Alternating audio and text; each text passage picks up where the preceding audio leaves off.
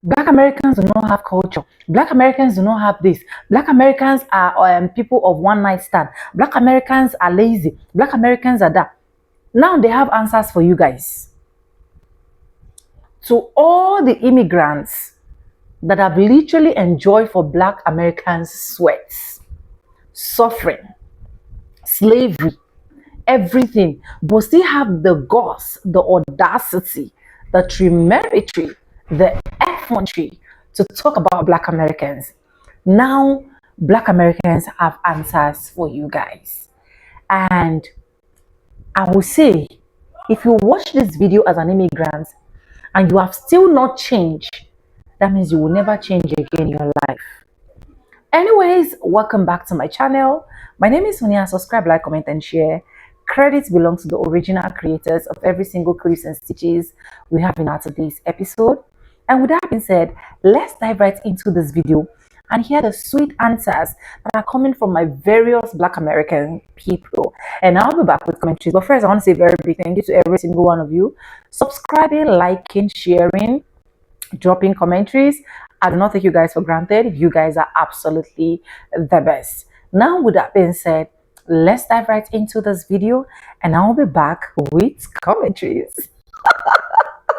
If you're asking me where I'm from, I'm assuming you're asking me where I grew up. Because I'm getting a lot of comments like, why don't you just answer, I'm American? I'm not from the entire United States of America. We're in America. That's not really a helpful answer. And I think if someone wants to know my ethnic background, they should just ask, what's your ethnic background? But I think that's a question that seems less casual, perhaps more invasive, and a little bit like status driven. And I think that's why there's this weird dance to find out the answer to what my ethnic background is, when they can simply just ask that. I really have no issue with someone wanting to know my ethnic background. I would just appreciate if when I answer the question, my answer was taken as if I know where I'm from. Anyway, according to the comments, I look very Yoruba, which is cool, but I still think what I said still stands. I didn't even need to say it for it to stand. It's well known that there are a bunch of negative stereotypes about Black Americans by immigrants or children of immigrants. I think there's a bit of resentment amongst Black immigrants or children of Black immigrants to Black Americans because the negative stereotypes of Black Americans affect their lives, even if to them they're not a part of that group. And you know what? I would be mad too. My mom left her entire family back in another country across an ocean for me to be called a hard R when I was just trying to be in math class. Like, that's crazy. But like in all global issues of anti-Blackness, darling, you're mad at the wrong people. And whenever I bring this up, it's like, oh, you're starting diaspora. That's really sounding a lot like white people when they say you're pulling the Black card. If you're intellectually lazy and don't want to engage in this discussion, that's fine, see your way out, but don't pretend like it's not a real issue. That being said though, there are some quite interesting takes from the other side of my comments saying like, oh, they don't care about us, we need to focus on ourselves. And I'm like, okay, if we're all working against systems of whiteness, systemic oppression in the US, colonialism in Africa or in other countries, like, you're telling me that us as Black Americans, as some of the most under-resourced and universally disliked groups of people, our strategy should be to self-isolate?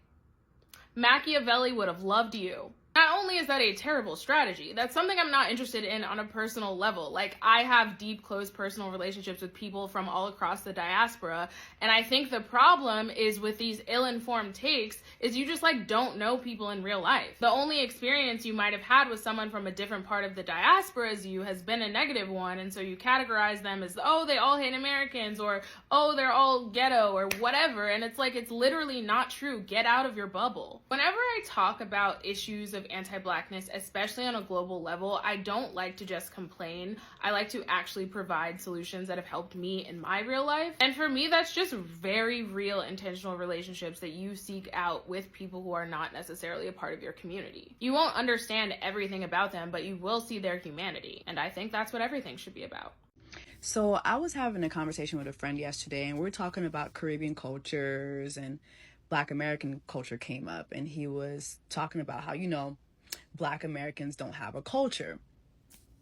And I said, no, Black Americans definitely have a culture, especially me dating and being in love with a Black American and, you know, being able to go back home to North Carolina with him and getting to meet his family and getting to see like all the things that they do have as far as like traditions, foods that they like to eat, what time of year they do different things. They do have a culture.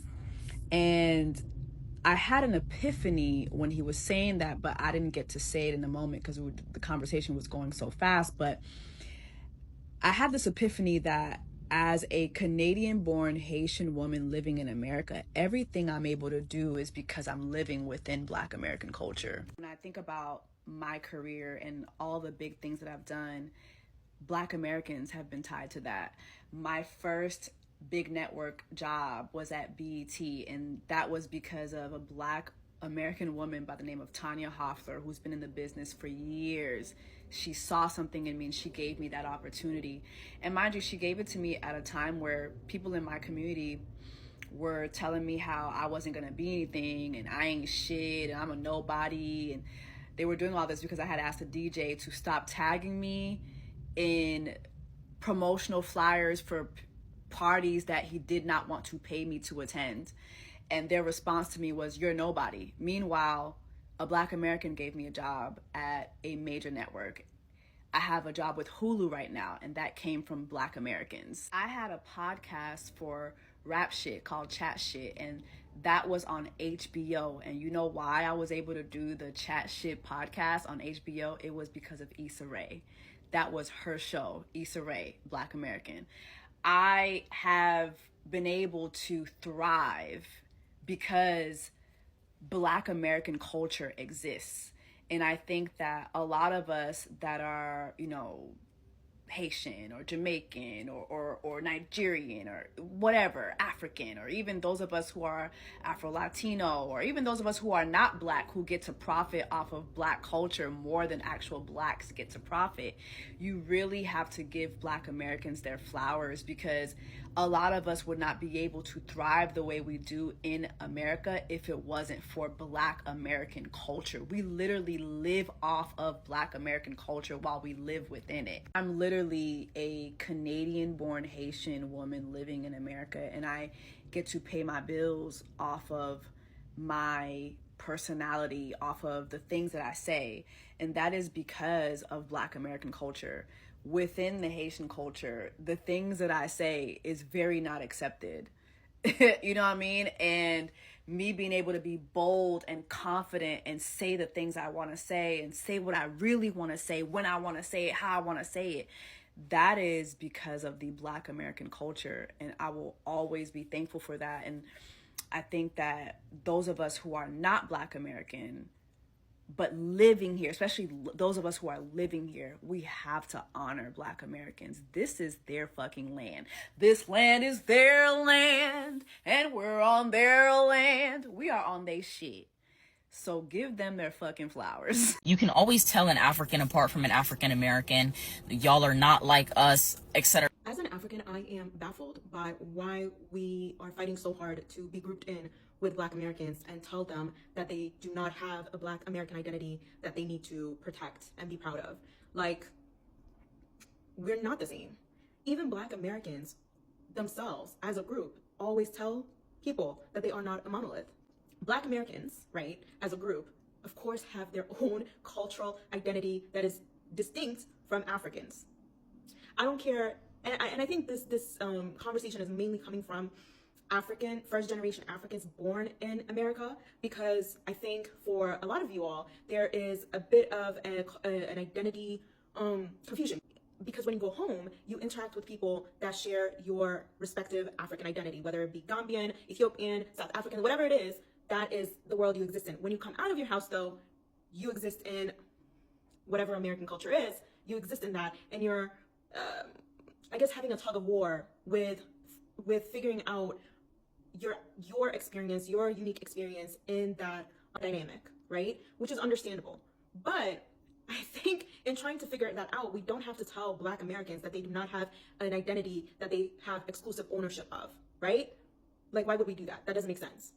They can have ownership over their history, their culture, how they walk, how they talk, how they dress, and tell you that, hey, I don't like it when you copy me.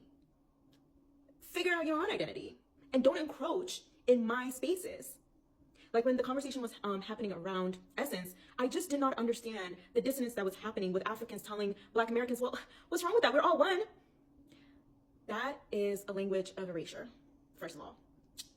That language is erasing not only the identity of Black Americans, but your own identity of whatever African background you come from, right?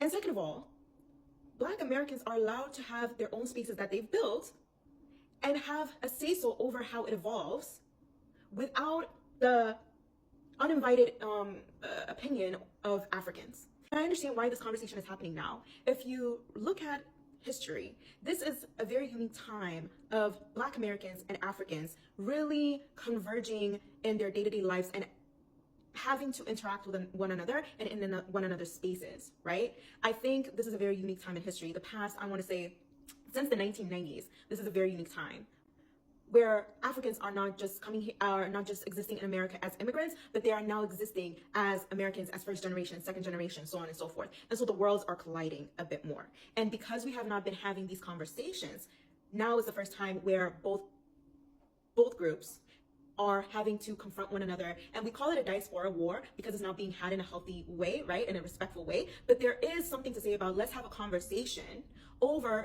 respectful conversation about how we are connecting with one another and dealing with one another, right? The language we use, what cultural habits we're picking up from one another, where is the line for respect and where is the line for disrespect, right? And I am not saying these things as a pick me so that Black Americans agree with me, because no, I have the same stance when it comes to cultures that belong to the continent. When there was a conversation during the when there was a conversation around the Zulu parade in New Orleans, and Black Americans were basically telling the South Africans, like, F you, we're going to do whatever we want, regardless of how you feel about how we are conveying your culture, I thought that was disrespectful. If Africans are telling you something you're doing is not respectful and you should stop, listen. And I think Black Americans have a really hard time having discussions with Africans and respecting Africans, because I think there's still an American mentality there where Black Americans see Africans as less than, and so they don't need to have that conversation. You come to America, not all Black Americans, by the way, but it's the mentality of you come to America and you assimilate, and I don't want to hear your mouth.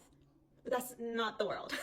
That's not how any of this is going to work, right? Africans are now standing up for themselves, are saying, hey, here's our line, these are the lines of disrespect that we don't like crossing. And I think that's great. I think Africans should continue to stand up for themselves, right? And should continue to be proud of where they come from and not have a need to assimilate. But that's also another part of this conversation. Africans who have a problem with what Black Americans are saying are really having a problem with assimilation, right? Wanting to assimilate, but meeting a guardrail that is telling them you're not like us, right? And maybe that's an internal issue to work on and not really the issue of Black Americans to help you figure out. Maybe instead of trying to assimilate, you could just exist as is, whoever you are. Because America, contrary to what they have told you, is not a melting pot. It's really a gumbo. You could exist in America without trying to assimilate. But you have to discover that truth for yourself, and you have to accept that truth for yourself, right? Because then you run into these issues.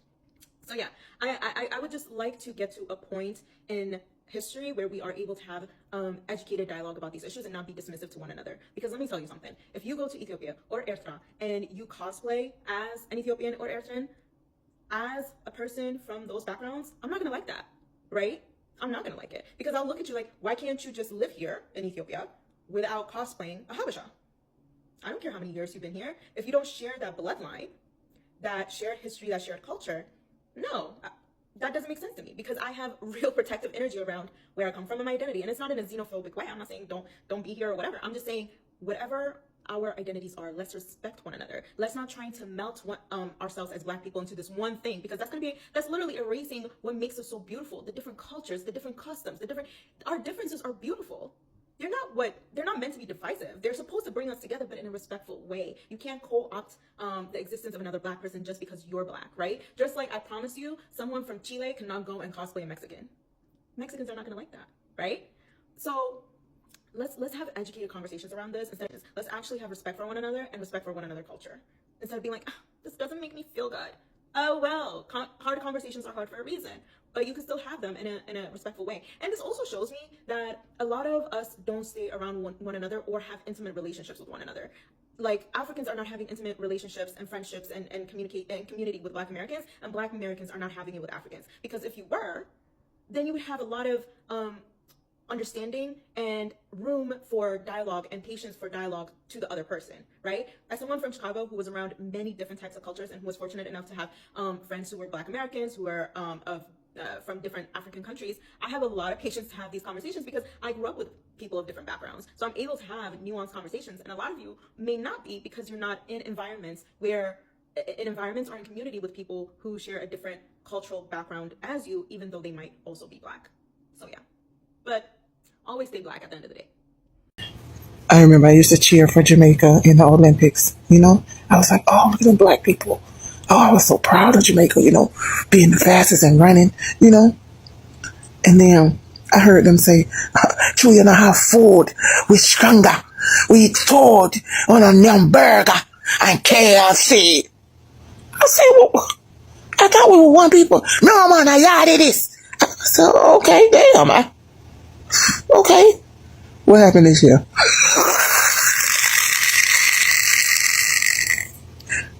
I guess that KFC and burger popping.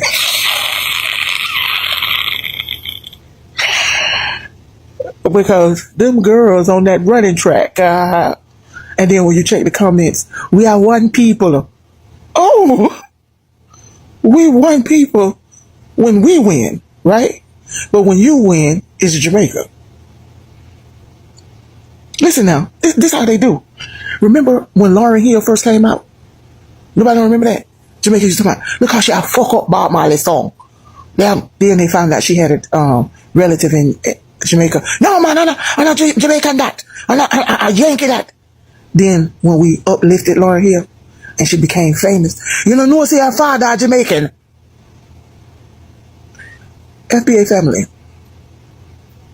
You see, they say we don't have culture. But you see, let's say they right, we don't have culture, right? Even though they copy everything we do.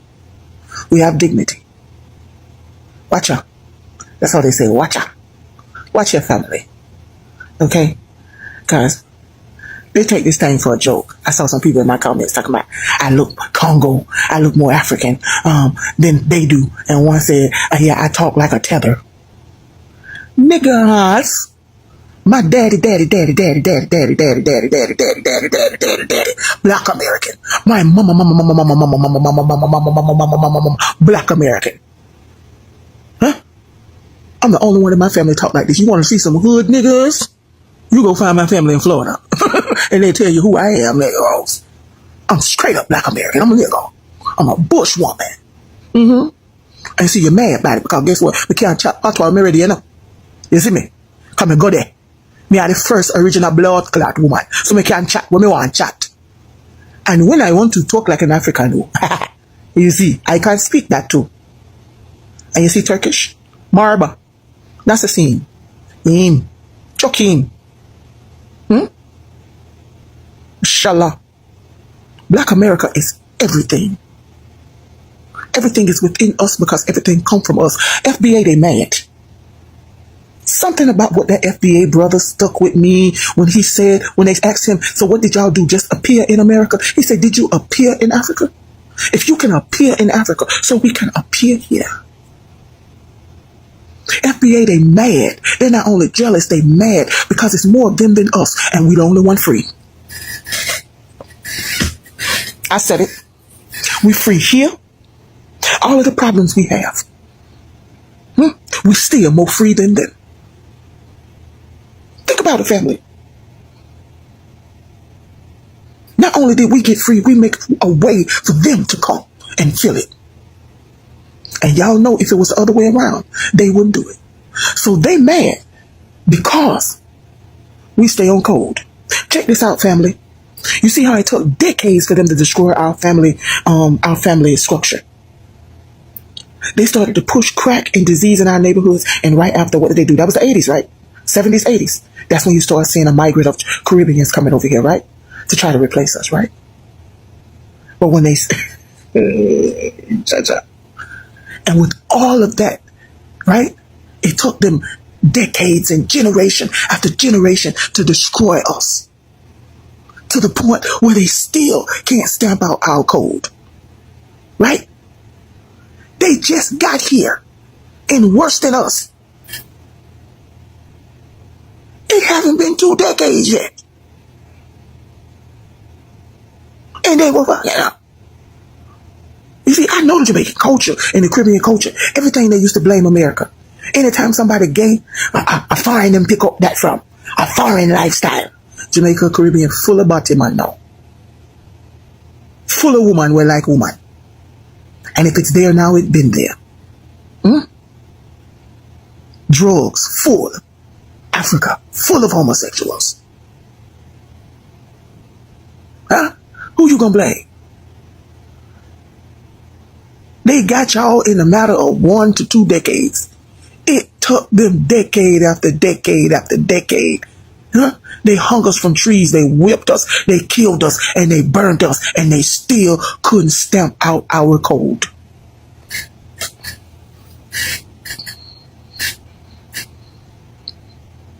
Family, we are the original people. Everywhere you go, you hear the Black American. Everywhere, and that's why they mad. Because we lead and we ain't even showing off about it. We just started talking about it. We was willing to share the light with you Negroes. And you come up here cosplaying and trying to talk down to us. And haven't studied us. We tamed the beast. The beast of the beast. We tamed them. To where our words stand. Their children copy everything we do.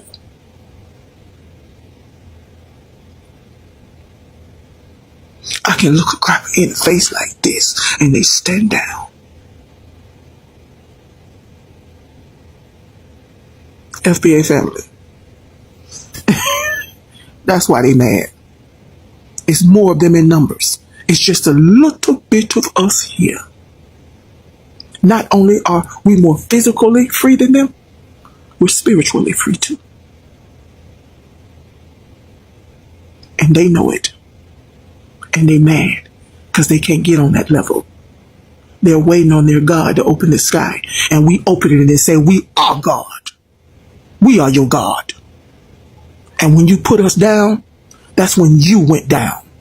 When people were saying that African Americans did not have culture, I got on this app and I said, no, that's not true. I said that African American culture, it's just globalized and it's just practiced by almost every single culture in the world. And because it's globalized and not only globalized but monetized, that's why it seems like African Americans don't have culture. I got over 10,000 views and hundreds of likes. When people are saying that black immigrants are way more successful than African Americans, I, a black immigrant myself, I pointed out the fact that the way the immigration system is set up for black immigrants, it's very difficult for somebody who is not educated or hardworking to come to America, period. And that's why black immigrants like me seem like we're more educated and seem like we're more hardworking and all of that. That's why we seem like we're doing better than African Americans. I did that. I defended African Americans in that way. But when I got on this app and said that African Americans are from West Africa, I was attacked. And people were calling me xenophobic, and people were saying that I'm trying to start a fight with African Americans, and I don't understand why. I don't understand why people are painting me as a xenophobic black immigrant when the people I was talking about, I literally love with my whole heart. I literally admire. I'm literally obsessed with, I love black American culture. As a matter of fact, I grew up in America as a black person. Besides Caribbean culture, black American culture is the closest culture to me, the closest culture to who I am. And when I leave America, and when I even go back to my home country, they don't see me as Caribbean American. They see me as a black American. forget about where I was born. They don't give a damn about where I was born. I'm black and living in America, so in their heads, I'm Black Americans. When I went to Mexico, they didn't see me as a Jamaican American. They saw me as a Black American. So why would I speak against a group of people who I'm associated with? A group of people who are literally so much alike. The culture is so closely related, and history so closely related to my culture, the culture that I'm from. I'm obsessed with the Sinners movie. You know why I'm obsessed with the Sinners movie? It's because I get to see like a small peep into Black American culture before I was born, and before like the people who I knew existed. So I don't understand why people are calling me xenophobic, and I don't understand why people think that I am speaking bad about African Americans when that's something I will never do. Because I said that African Americans are from West Africa, people are mad at me. All right, immigrants, let's come to the front because I want us to have a conversation. A couple of weeks ago, Kai Cenat made a comment about how supposedly African Americans don't have any culture, and I think it's time we talk. I'm an immigrant myself. I was born in the Caribbean and raised in Europe, and I've been here in the United States, living in the United States since I was about 13 years old. But when I was a little girl, I would come and spend either part of the summer or the entire summer here with different family. And I began noticing like little comments here and there early on, but I think when I was 12 years old, is when I finally began realizing that there's something really messed up on how a lot of immigrants talk about African Americans. So my dad was very, very successful for a very specific chunk of time, and he lost it all eventually, like by the time I was like 16. But when I was growing up, he was definitely amassing more and more success and money. And so we moved, and by we I mean him, his wife, my step and half siblings, and then myself. When I would come visit, we were living in a decent house that was a bit small in a neighborhood that wasn't, I wouldn't say it was the hood, but it was definitely a bit run down, lots of potholes, unkempt front yards type of deal, just, you know, smaller houses, etc., etc. And when I turned 12, when I was 12, we moved to a nicer neighborhood. This neighborhood had much bigger houses. It had very nice, like very nicely kept lawns. The streets were very beautifully kept. Everything was super, super nice in this new neighborhood. And it was clear that we were like moving on up, right? And so my father hired day laborers, migrants, to come and help us with the move. And I remember sitting in the back of the pickup truck, and I remember listening to the men talk, the migrants. These were men from South and Central America and the Caribbean. And they were talking about the people in the neighborhood, and they were talking down on the people in the neighborhood. And I was very confused for a number of reasons. So the people in the neighborhood were all African American. As far as the eye could see, all the way down, it was all African Americans. And it was clear that this was like a generational neighborhood. Like it was clear that there had been families that had been here for years and years. And obviously this was not my first time in that neighborhood. Like when they bought the house, we would come and check out the house and like go around the neighborhood and stuff, right? So it was clear that families had been living here, and it was clear that they had built this neighborhood to be what it was. They were the ones that keeping it as nice as it was. And again, nicer houses, bigger houses, etc., etc. And so I was very confused from the sense that we had just gotten there. Like literally, we weren't able to afford it before this, and we had just gotten there, and like there was no room for us to talk down on the people that clearly built this. And then on the other hand, the day laborers, the migrants, mind you, this is no classism shit, because I myself was very poor for most of my childhood. My dad had money, and I only experienced money when I would come and visit him. Other than that, I was broke. My mom was broke. We were broke.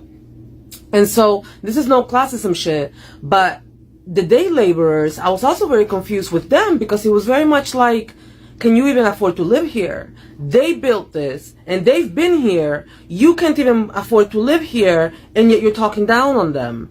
And this feeling of like, we just got here and you are talking down on them when they built this to begin with, has been a pervasive, persistent, ongoing feeling for the entirety of my time here in the States. I've been here for basically 20 years now. I'm in my mid-30s.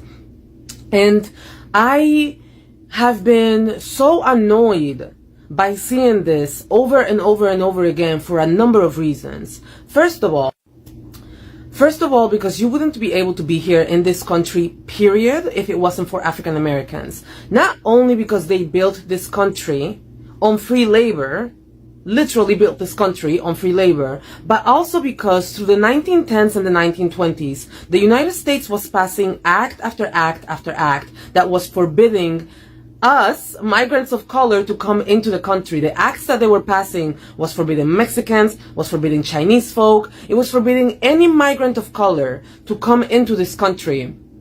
And it wasn't until the civil rights movement, until African Americans literally put their bodies on the line. They got mauled by dogs, they got shot by water cannons, they got spit at the counter of restaurants, they got killed in order to attain some sort of equality, some sort of freedom within this country.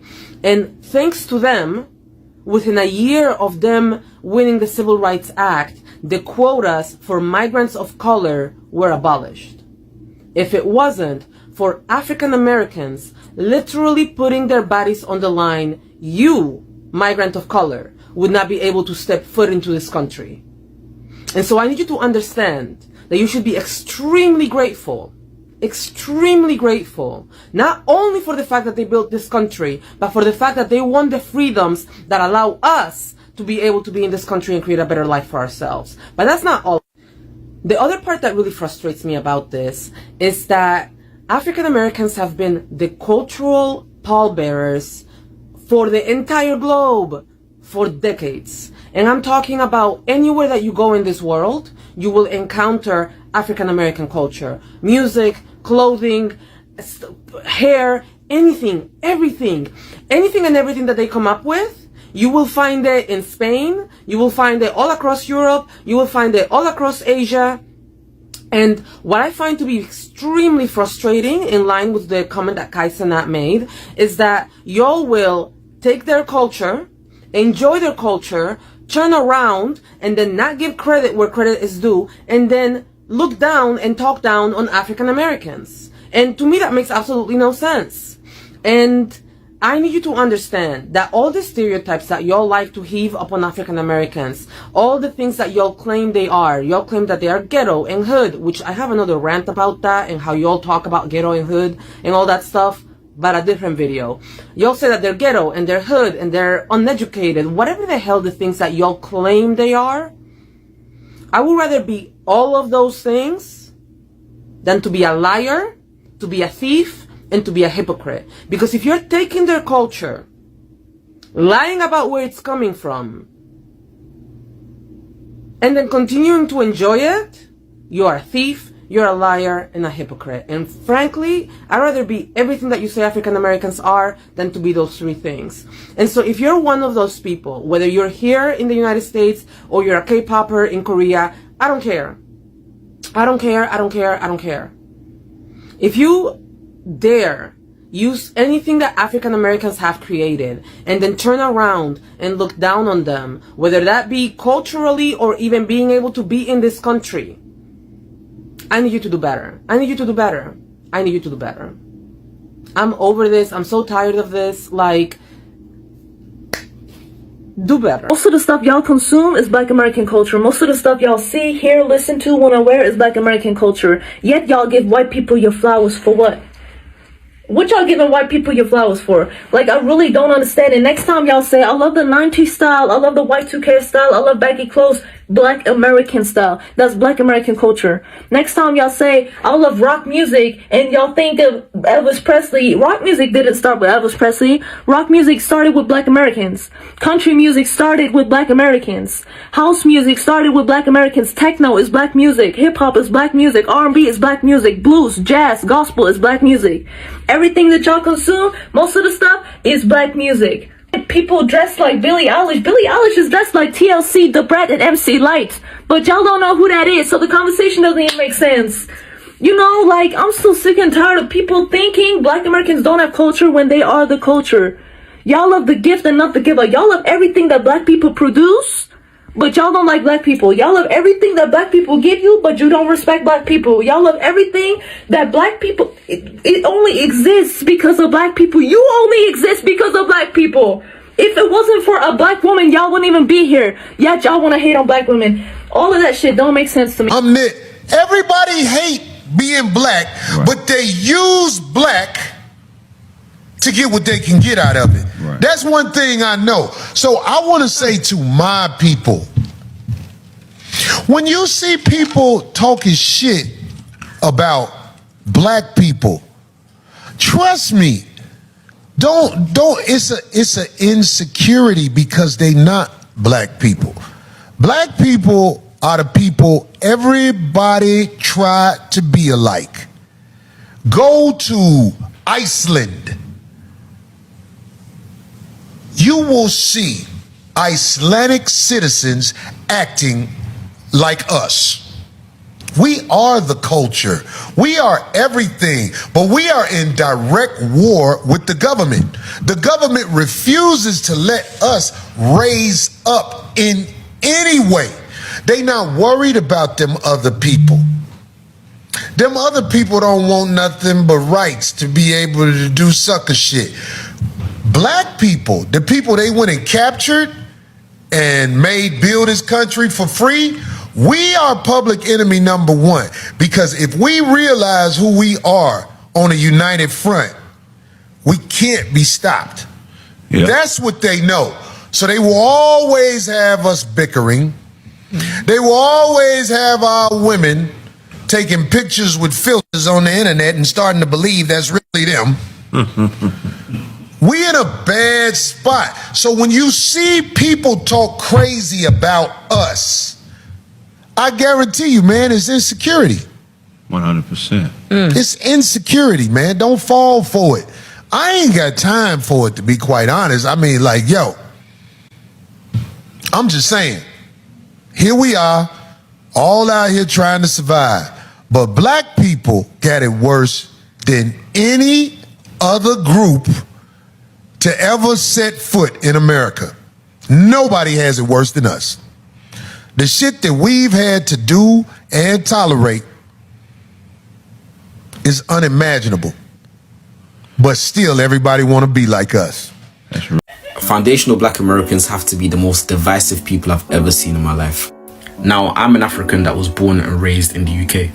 But over the last few weeks, I've been seeing videos of foundational Black Americans making a lot of ignorant statements and comments online, in particularly TikTok. And a lot of these foundational Black Americans are hell-bent on spreading division, lies, misinformation, and ultimately just spreading bad energy. Now, Black American history and culture is rich and should be appreciated, but foundational Black Americans are going too far, and ultimately it's exceptionalism, American exceptionalism. Now, American exceptionalism asserts that the US is fundamentally different from any other nation. The FBA movement, Foundational Black American Movement, asserts that the treatment of Black Americans in the United States descended from enslaved Africans during chattel slavery is uniquely brutal and is essentially at the very top of the Black hierarchy of suffering. And many foundational Black Americans argue that no other Black population has experienced slavery or racial oppression in the same way a Black American has. And I feel as though these people forget that people in the Caribbean, Brazil, parts of Central America, other parts of South America Black people are creative powerhouses. There's no trends or advances in American culture without black people. From music to fashion to medicine to law to finance, black people are the foundation. And a lot of y'all are not ready to hear that shit. Y'all literally do not want to do a little simple Google search, and you might not even have to use Google. Y'all might have to use like DuckDuckGo or something that's a little more open source. But y'all don't want to do the research. Y'all are lazy. Y'all want to talk about, oh, the immigrants are so lazy, they're taking all our jobs, they're crippling our economy. No, y'all are the fucking lazy ones. Y'all don't want to understand that everything that you know that exists today in this world, like they said, medicine, fashion, law, finance, everything was conceptualized by a black person. But what the real problem is that y'all don't want to actually give acknowledgement. What the fuck is the reason for that? You want to know what the fuck the reason is for that? The people up there created a system that made you believe that you need to hate your neighbor, that you and your neighbor are enemies. And that is not the truth. Y'all need to deprogram yourselves from that belief and understand that you and your neighbor are the same fucking person, and that the people up top that you claim are the ones that know better, the ones that are sitting in their cushy ass mansions getting like $200,000 paychecks and all kinds of stipulations, you think that they know better than you and your neighbor? Please, really get a fucking grip on reality real quick, because y'all really think that this TikTok ban is so it's so insignificant and so frivolous, but y'all don't really understand the bigger picture. They don't want you to know that you and your neighbor are the same person. You and your neighbor want the same things. You and your neighbor want to have healthcare that is equal to everybody, so that everybody can get the healthcare that they want, so that everybody can be able to survive in this country, so that everybody can be able to actually progress and actually have a fair chance in this country. And y'all don't want to hear that. Y'all are not ready for that conversation. And I can tell so like clearly, I see right through your veil. You don't want that. And it's crazy. Y'all need to really dig down inside, maybe even get a therapist. Y'all need to really talk to yourselves.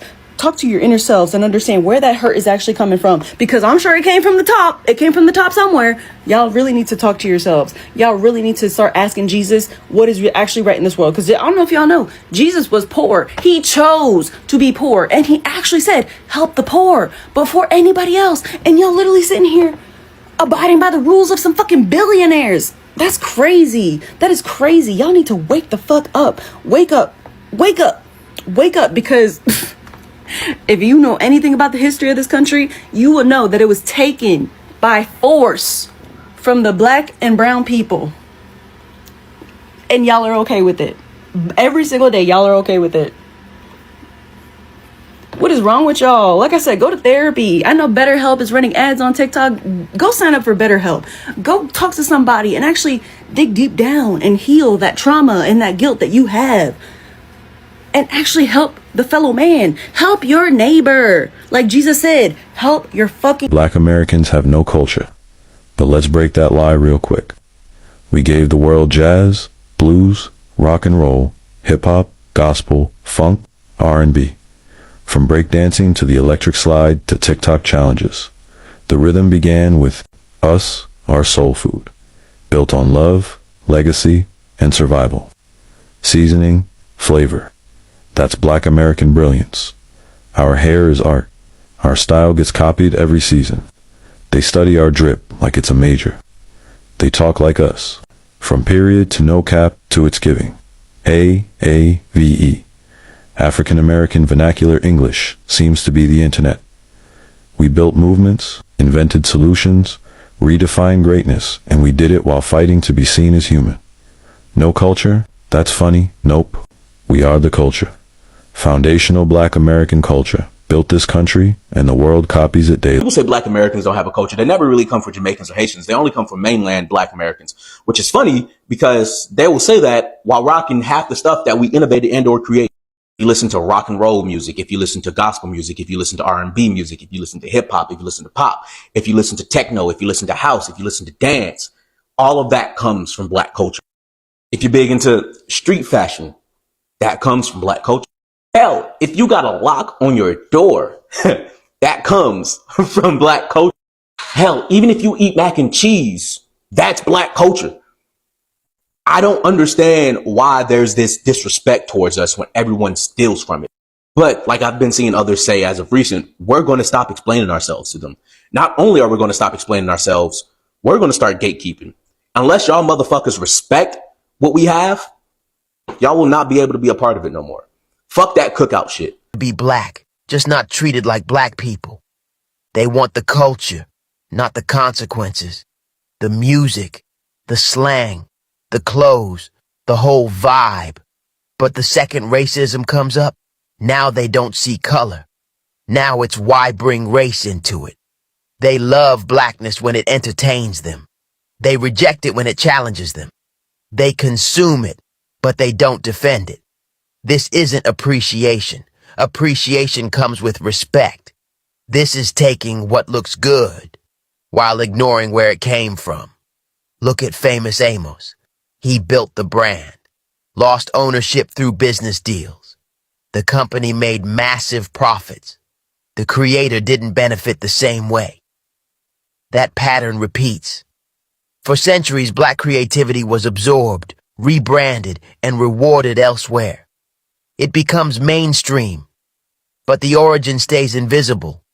So when someone says, I love black culture but hate talking about race, that's comfort, not unity. Ethically, one could argue, Frank Zanu, that part of your way of knowing is to sell out your people. One could argue that. Maybe that's in your epigenetics, because to me, to say something so boldly that black people have no culture, with no references, and you're talking to somebody that's not black, you're talking to somebody who clearly wasn't educated enough, you're throwing questions at her, give us two things, two values. Well, I can give you 15, I'm gonna give you more, but family and integrity. And we don't really do well with sellouts. That's another black cultural value. But I was looking at that and I was saying, wow, and you stand by it. So you still stand by black people have no culture? So Benin didn't sell slaves. I feel like Hollywood believes there's more value in British black actors than they do black actors. And I think a part of it goes into that, oh, they have an audience over there. So they translate internationally, going back to that, what I think is, a hoax that we don't sell or we're not valuable. So I think they put that. Now you asked how you can help. We want federal legislation granting Negroes the right to vote unencumbered. And we want federal protocol eliminating the decades-long dismissal and illegal denial of blacks seeking to vote, and we want robust enforcement of that protocol. Hello.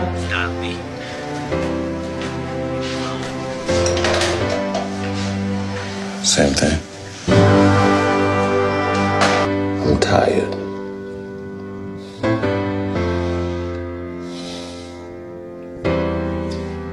Rest then. Rest tonight, Mark.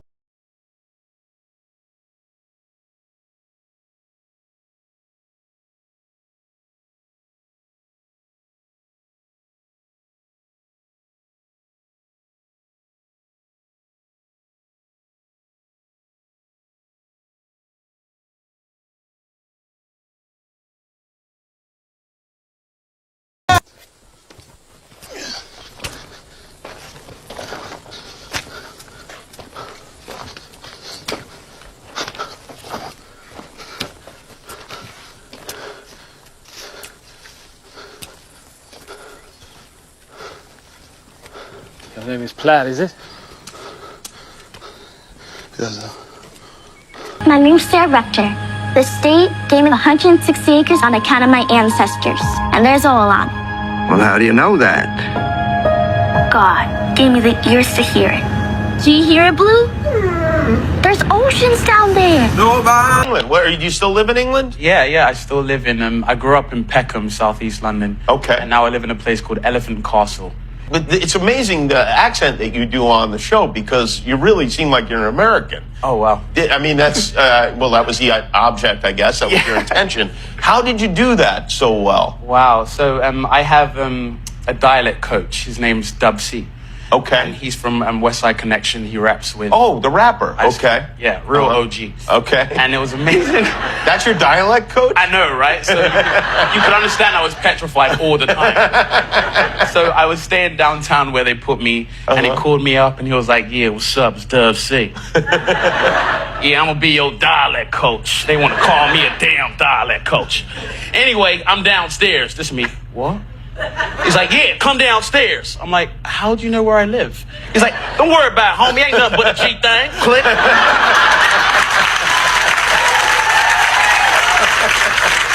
Samuel L. Jackson has been critical of how casting directors have decided to cast Black British actors in American films as opposed to Black American actors. Now, the recent example that he gave was the film Get Out, which is a pretty good film. You should go check it out.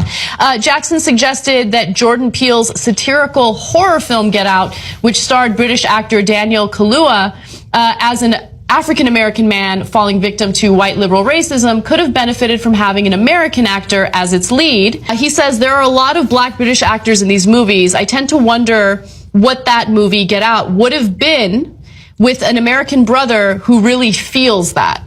So part of Samuel Jackson's point was that especially for movies like Selma, where Martin Luther King was played by a British actor, you know, if you live in this country, and this country honestly had a deeper history of slavery, racism, discrimination than Great Britain did, well, then you might have more visceral reaction, and then that might help your acting. I think that the whole point of acting is that the actor is acting, right? And so I don't care if it's a Black guy from Britain or if it's a Black guy from the United States. I care about whether or not that guy is the best fit for the role.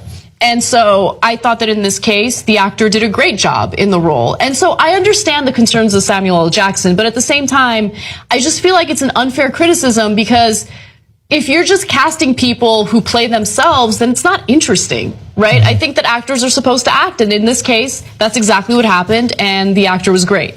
What does annoy me, though, is where, and this happened in a recent film, they'll cast like a non-Armenian woman to play an Armenian in a movie, right? And it's like, there's Armenian actresses, why don't you just hire the Armenian actress instead? As you can see, another protest happened, the No Kings protest. Many people came out, but there was definitely us missing from those protests. I want to show you just real quick some, video footage from this, and let's just really have a real conversation on why these protests, even though they seem massive, why are they just not working?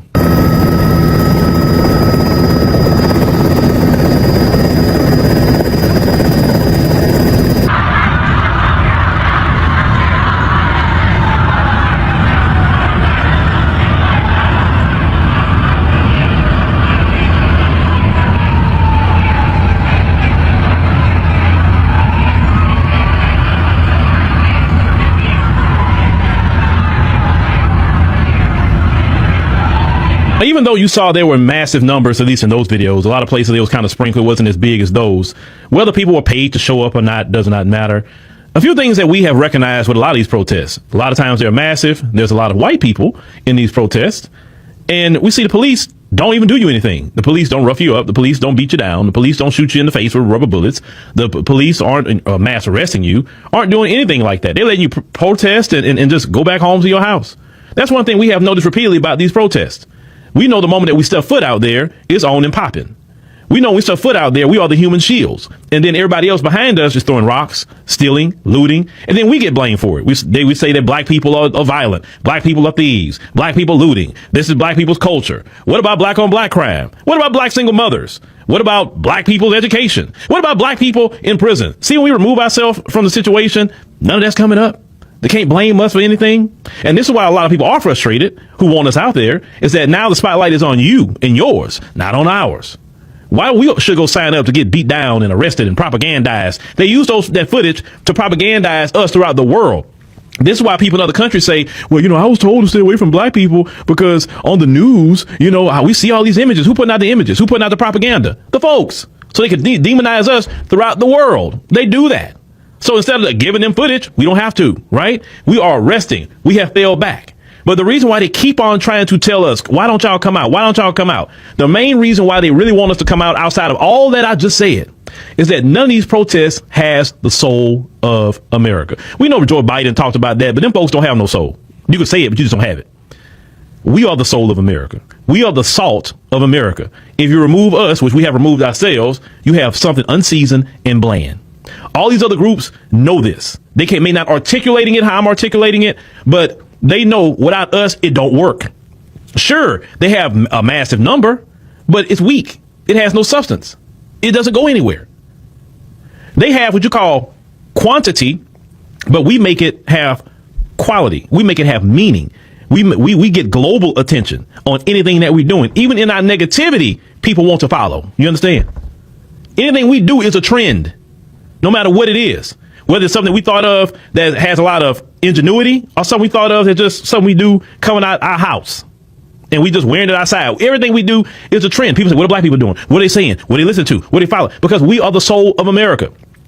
And the most biblical thing that we have done is removed ourselves and say, we're sitting at home. We're resting. You understand? We're staying out the way and let the Lord work. And have y'all seen, ever since we have done that, other groups now are having to face their community demons.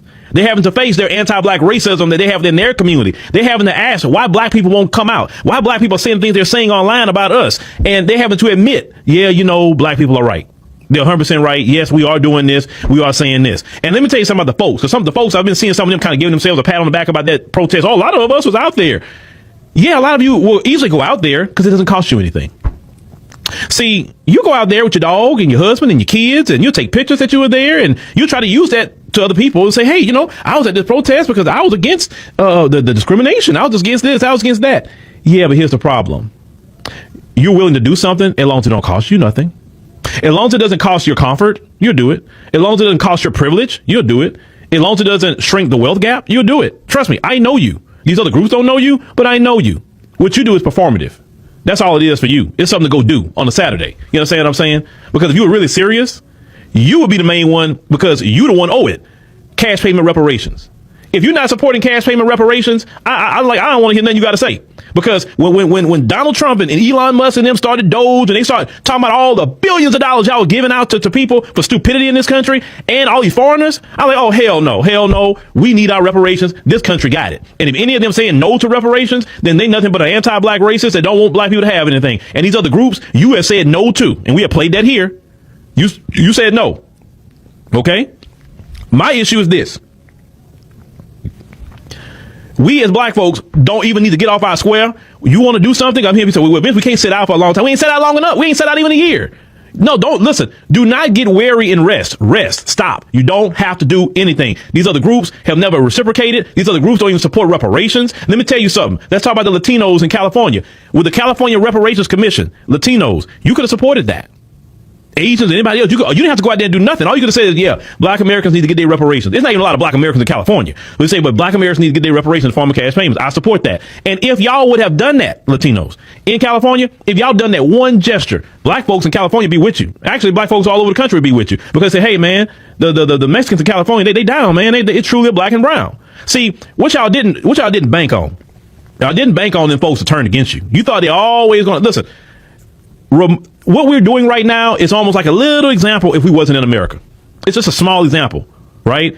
The folks have an oppressive nature, okay? It's oppressive. They will oppress their own people, okay?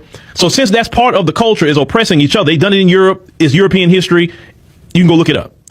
They can't do it to black people out there because, hey, if we're there, they can do it. Well, who's the next person in line they're going to do it to? They're not going to really do it to white people. They're going to do it to you because you're there. They're trained on go after the first person to have any kind of melanin in their skin. And now you're starting to find out the hard way about these people. You're starting to find out. And I know a lot of you really don't like the folks. I know you don't, but you rather side with them because they'll give you your little jobs and give you a lot of little under the table money. So that's why you're with them. And so you want to make good with them. So you'll be against the blacks, right? But see what happens when you're against the blacks? You see what happens? We know these people. These people are not your friend. They will turn on you just like that. They won't think twice about it. Then within your own community, because y'all know y'all delineate, within your own community, talking about which group within your Hispanic community has sold you out. And that's something y'all got to deal with. That's not my issue. And that's not really my problem. You know, if I'm gonna deal with anything, we're gonna deal with FBAs and I'll discuss the diaspora. Now, some people don't talk about the diaspora, but I do, and they don't have to talk about that, you know, because I think more international and global. Some people only think domestic, and that's okay. That's quite okay. But I'm one that want to work with those who want to work with me and who on like mine. And there's plenty of people I've talked to in the diaspora that support reparations, because if we get reparations, the diaspora will get reparations. That's just the way it works. That's the way it's going to work. I'm telling you, it's going to work like that. Now, black people, let me tell you something else. You need to continue to remove yourself from everything, because when something is missing, it creates what you would say absence make the heart grow fonder. These people, let me tell you something, it is baffling people what we're doing. Like everybody, even the white supremacists, like, hold on. What are they doing? What? Like, they don't care. We're being racist. They don't care. They're laughing about it. They're enjoying themselves. We do this. They're not protesting. We're saying the N-word now with a hard R. And they just like, well, whatever. They don't care. What is going on? Who are these black people? Who are they? I don't know them anymore. That's starting to kind of scare me, because they become too unpredictable for me. See, before I had them like just 1, 2, 3, 4, 5. I knew exactly what they're going to do. Now I don't know what they're going to do. I don't know what they're planning. I hear what they're saying on social media. I hear it, but we fully don't know who made this decision. Did they have a meeting? Who's the leader of this? Like what? Like what? They moving different. They're actually turning against their leaders that we have selected for them. Like what is going on? They're not voting just Democrat blindly anymore. Like, cause we knew that's what they'll do. What's going on? The Democrat Party's in shambles right now because black people have said, yeah, we good. Notice how things are falling apart. The Democrat Party they got LGBT still, they got immigrants, they got all that stuff they fight for, abortion, right? But notice when we're not around, everything falls apart because we are the soul of America. We have been the glue that has held this country together. When the folks is running rampant without us around and without us holding things up and actually stopping them from destroying the country and even destroying themselves, that's what they're missing. And they say, oh my God, Trump is just going crazy. Trump is a tyrant. What is going on? It's because the soul of America is not there. And when you have no soul, destruction happens very, very quick. See, you other groups are dealing with the weight of America that you have never dealt with before. See, when we was always on the forefront, you had it good because you can just go back to your home and you never had to be attacked. You never had to be incarcerated. You never were beat up like that. Not like we were. But now you other groups are starting to see, even the folks are starting to see the weight of what America really is. And have y'all noticed, black people, ever since we've been doing this, how at peace we have been? You notice that? We've been at so much peace. We ain't been tripping about much. We ain't been angry about a whole lot. Sure, we advocating for our reparations. Sure, we advocating for what we need to, as we should, because we have a black community that we still need to fight for. Oh, we're fighting, but we're fighting for our community. We're fighting for us for a change. We're still fighting. We're fighting for us. We're building up us. We're edifying us, period. Because we have poured too much into other groups at this point. And they have to reciprocate. They have to reciprocate. They owe a debt. Yeah, you owe a debt. Because for you to even come to this country, it was because of my ancestors, the Civil Rights Bill. Okay? Them folks, they want none of you here if you weren't European. Then the 65 immigration bill, which was Dr. King was there when that was being signed. You wouldn't be allowed to come here to have this better life that you come over here for if it wouldn't been for my ancestors. Then you had the nerve to come in this country and then disrespect black Americans, side with the people that terrorized us and still terrorizing us to this day. And then you think we're going to come out there and be behind you. And then we still try to help you. And you still was having anti-black racism to the point now you haven't admitted that you got a problem. No, black folks don't owe nobody nothing. Don't you let any of these people say, you can't just stay in the house. Yeah, we can. Yes, we can. We don't have to shop with people we don't want to shop with. We don't have to entertain nobody. No. Y'all are on your own now. Y'all need to really see how it feel without black people for a time. For a time. Y'all crying and complaining now. Trump haven't been in office. Well, I guess it'd be 6 months here at the end of this month. This man ain't been in office a year. Can y'all imagine how y'all gonna be? And let's think about Trump. Let's talk about him for a minute. Notice he's not really messing with black Americans like that. He's really not.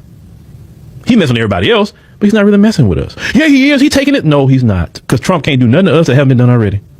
He's not messing with us. And I know a lot of you can't figure that part out either. Why Trump ain't really getting at them? See, as long as if Trump was doing all this to us, all you other groups would be happy about it. You'd be cheering it on. Yeah, the blacks, they criminals. The blacks are lazy. The blacks. Oh, you be cheering it on. But now it's your turn to get some of this white supremacy. And you're not liking it. Black people continue to stay in your house. Stay out the way. Enjoy yourself. Go to Universal Studios, Disney. Take trips with your family. Take a cruise. Don't fight on the cruise, though. Black people who go in and fight on cruises. My daughter just come back from a cruise. She said, three of y'all was fighting. Lord, why you got to fight?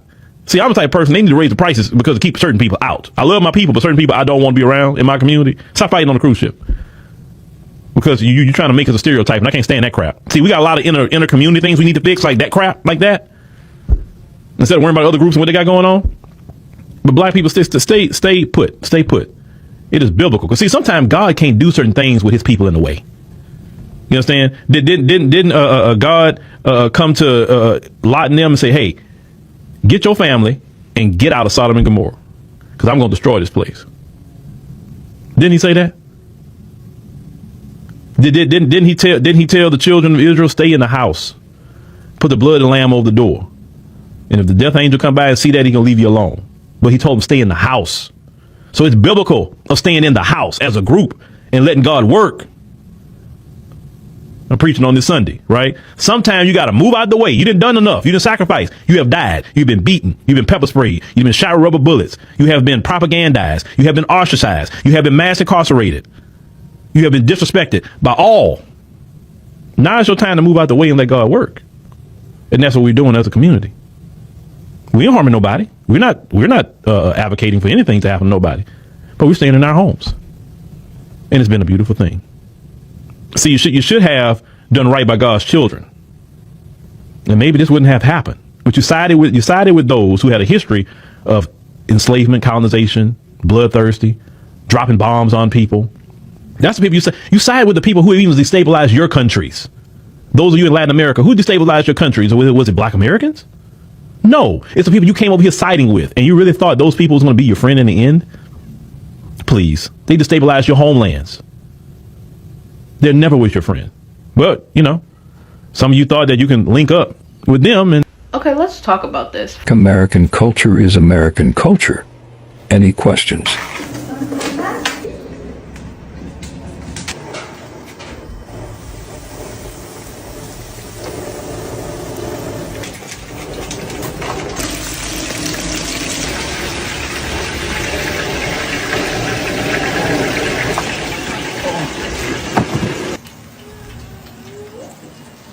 Lobster mac and cheese, greens, cornbread.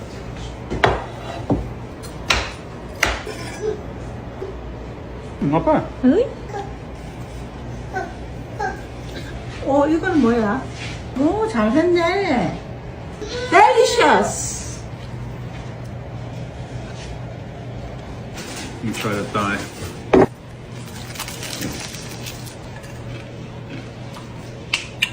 Oh.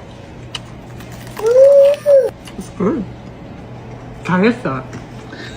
First of all, I hate the term foundational black American. It's killing me that y'all are throwing American on the back of blackness, and I understand that it's considered necessary for like global conversations, but that's not really why we ever started identifying as black in the first place. It kind of feels like spitting on our ancestors' ashes because niggas decided to identify as black so that they didn't have to identify as African American, because we were like, American is taking it too far, and now y'all are like black American, and it's really killing me. Like, what is that? I remember the first time I left the US and I had to tell people I was from America, and it literally hurt my spirit because I understood in that moment that people were homogenizing me with my oppressor, right? And that's something that itches me down to my bones when I travel, that people are homogenizing me with the imperialism, with the cruelty, with the shit of the people who have consistently oppressed my people for generations and generations and generations. Everything that my people stand for is not that, right? So this foundational black American thing, killing me, one. But two, another thing that feels like spitting on our ancestors' ashes is acting like blackness is only exclusive to us.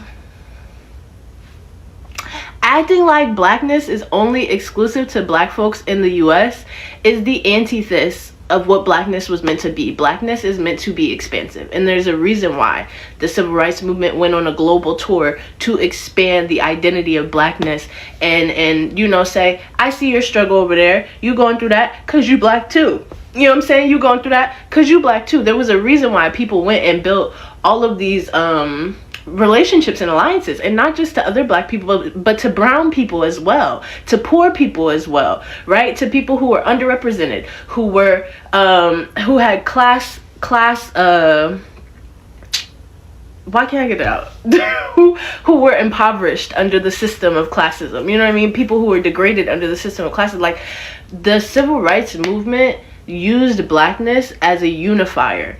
And when we say things like, oh, blackness is specific to us and it's meant for only black people in the US, we are literally ignoring the history of our people and the reason why we were proud to be black in the first place. We were proud to be black in the first place because we recognized that this was a global issue, that what we were facing here and what we were dealing with in our communities and with our government wasn't unique to us, that imperialism wasn't unique to us, white supremacy wasn't unique to us, capitalism, bureaucracy, none of that was unique to us. You know what I'm saying? And that was what made blackness such a loving home for our identities, right? For us to be able to say I'm black and I'm proud, was the unity that was innately interwoven into the term itself. So when I see things like this, it really does bother me. I would like y'all to know that, in fact, no, you don't have a monopoly on blackness. We do use blackness different in the context of the US, and I wish that other people globally would accept that, and they will one day, because I'm going to keep standing on it personally, and we're just going to keep standing on it. You know what I'm saying? Because we did cultivate the term. The term did come out of our community, so we get to use it how we like to fucking use it. And people need to accept that within the context of the US, we're using it as a race and an ethnicity, right? But no, that does not mean that we are saying we have a monopoly on blackness. And I think that gets tangled up sometimes. So I hope you guys have seen all of that. And this is to sound a direct warning to every single person saying, oh, black Americans, they do not have culture.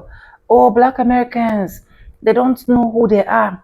Oh, black Americans, where will you go to if eventually they said everybody go back to your country? Oh, black Americans, they don't have identity. Oh, black Americans are just a product of one night stand. Oh, shut up. Shut up, because you're not better than these people. If you're better than these people, you wouldn't have that whole strength to be channeling towards black Americans. You would have been looking for what is really the problem that you are having and knowing exactly how you can solve it. That is it. Facts. There is nothing you can do about that.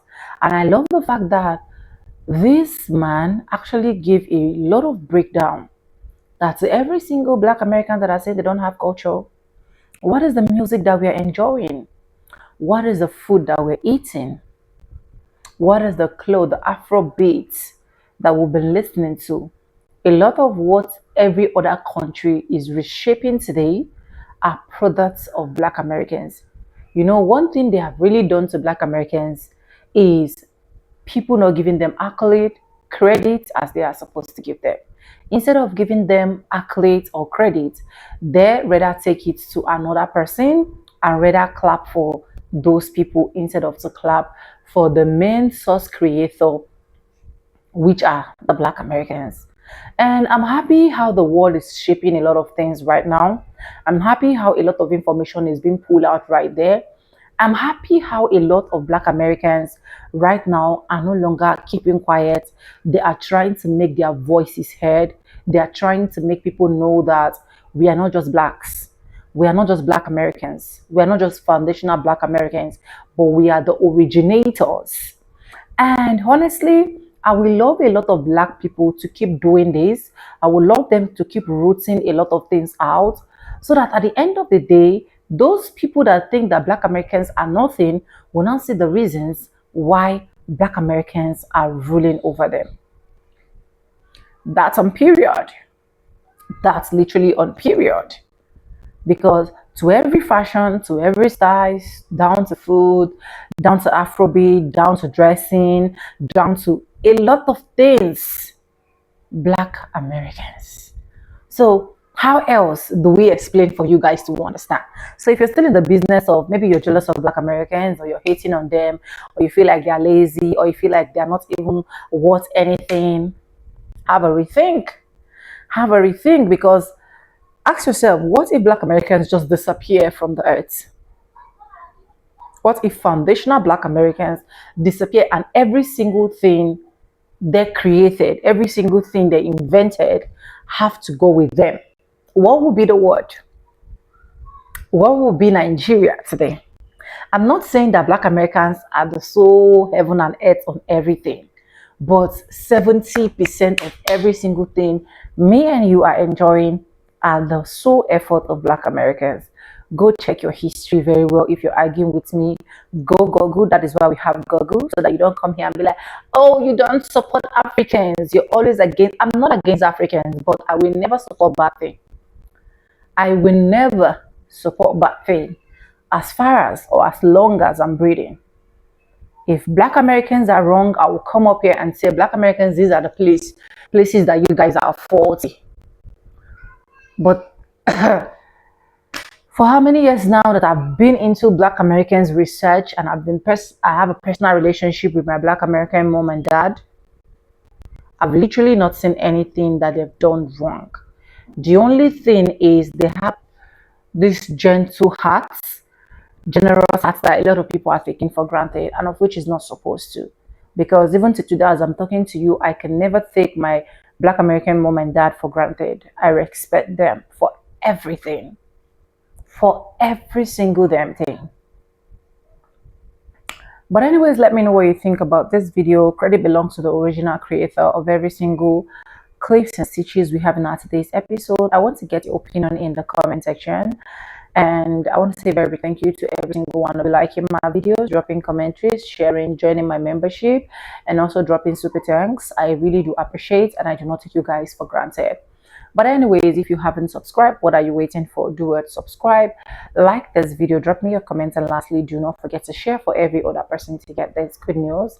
And yes, guys, with that being said, with no further ado, I do like I always say in my videos, I'm going to be saying bye, and I'll see you guys in my next one. For now, bye guys. I love you guys. Mwah.